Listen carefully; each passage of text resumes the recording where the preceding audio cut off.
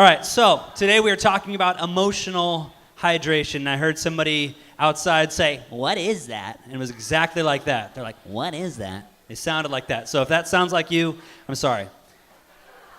Question for you guys. How many of you can confess that you drink coffee, soda, or juice more than water?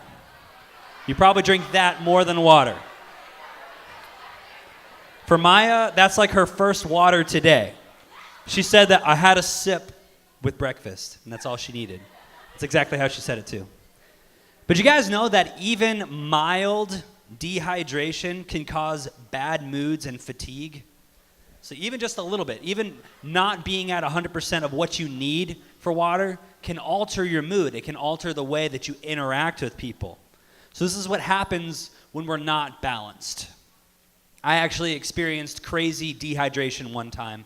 I was going to the gym, and I used to drink a lot of coffee. And so I had a little too much before going to the gym. I just had way too much caffeine.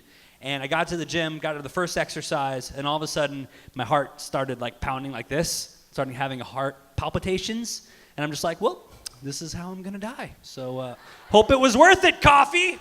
No. And so I went to the ER because I'm just like, I feel like I'm dying. And I think I kind of had like an anxiety panic attack on top of it, which also didn't really help. But I went to the ER, I was just dehydrated and I drank too much caffeine.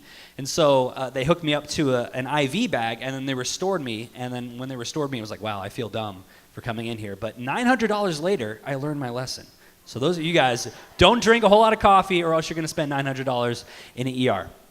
But I don't drink any of that stuff anymore. I basically just stick to water.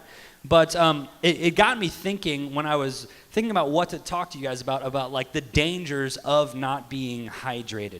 It can turn really bad really fast. And our emotions are really, they act the same way. We need to be hydrated. We need to be our full selves, because even if we're a little not ourselves, it can really impact the relationships that we have and the way that we interact with others. Because you guys live in a world where you pour yourselves out daily.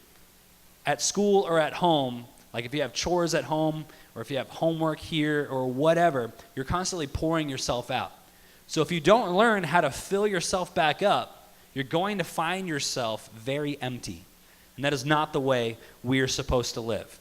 So maybe even if you have negative emotions a lot, like maybe, or you have a friend who's just a downer all the time, it's probably because they need to be hydrated. They need to be emotionally hydrated. So today we're going to do two things. We need to find out what drains us, and then we need to find out what restores us. So there are some things in your life right now that are draining you, and you might not even know what they are. And then we're also going to talk about ways that you can fill yourself up to live a balanced life. So the first question we have to ask is, what dehydrates us? What dehydrates you? What drains you? Number one thing we can all agree with, other people. People are the worst. I don't know if you guys realize it, but you are, to another person, you are the other people. So you're applauding against yourself. But sometimes we feel like we have to take other people's burdens on ourselves. We always need to be that shoulder to cry on. We always need to take people's problems upon ourselves. But sometimes you feel like other people need you so much that you don't have time for yourself. It's kind of like on an airplane when you get on there and they tell you how like the oxygen masks work. And like if you're flying over water or you're flying too high and need the oxygen masks or whatever, they're going to come down and they say what? They tell you to put yours on first before helping somebody else.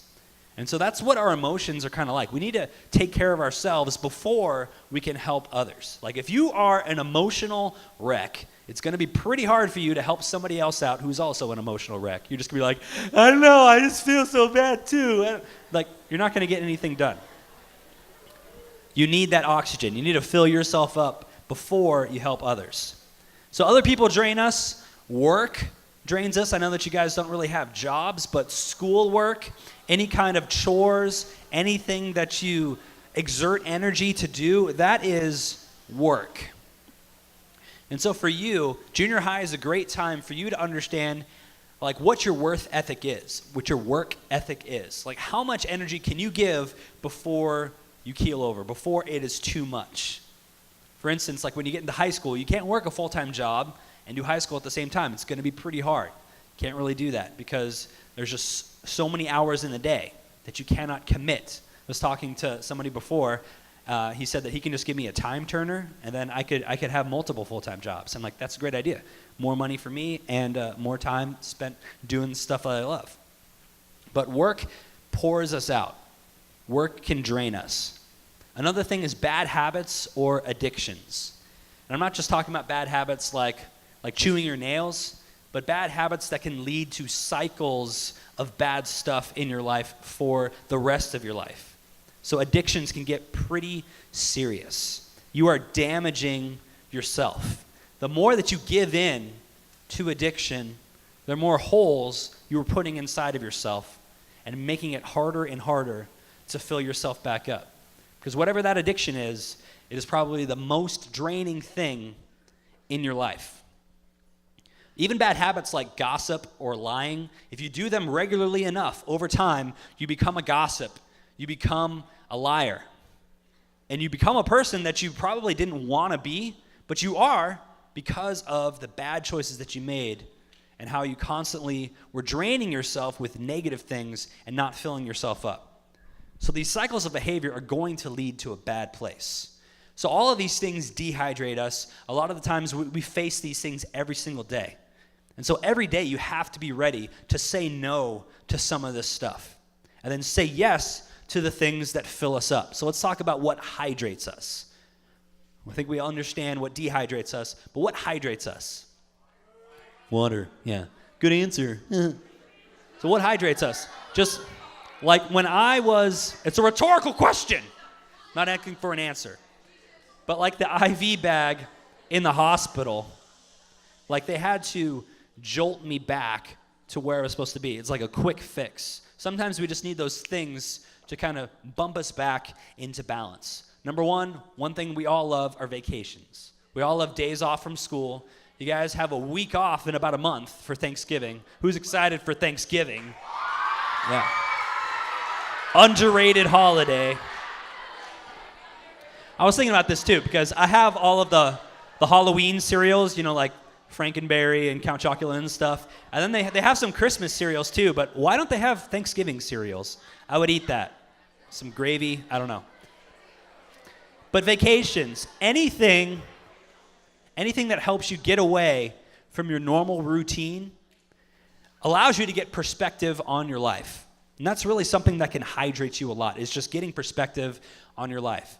And Thanksgiving is a time where we can be thankful, right? We think about the things we're thankful for. We don't have to wait to Thanksgiving to do that. We can do that on a daily basis. Remind yourself of the things that you've been blessed with. But vacations like summer camps, weekend trips, they all create memories and they all fill you up. Like you can even just think of a memory of a vacation right now, and you could probably get a little more full than you were. Another thing that kind of seems counterintuitive, but fasting. And this is a weird thing for me to talk about because I'm sure that none of you actually do this on a regular basis, and I definitely don't do this on a regular basis, but it can be helpful.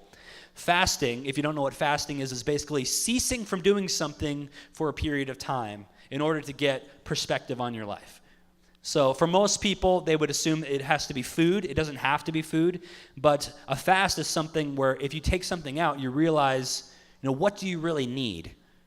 And you get an idea of how you work as a human being. So fasting is super important. It gives you appreciation, allows you to fill time with something more important. So if you were going to fast from lunch or something like that, you would just, instead of eating your lunch, you would fill that time with reading, with just like some quiet meditation, thinking, prayer, whatever you want to fill that time with, and that fills you up.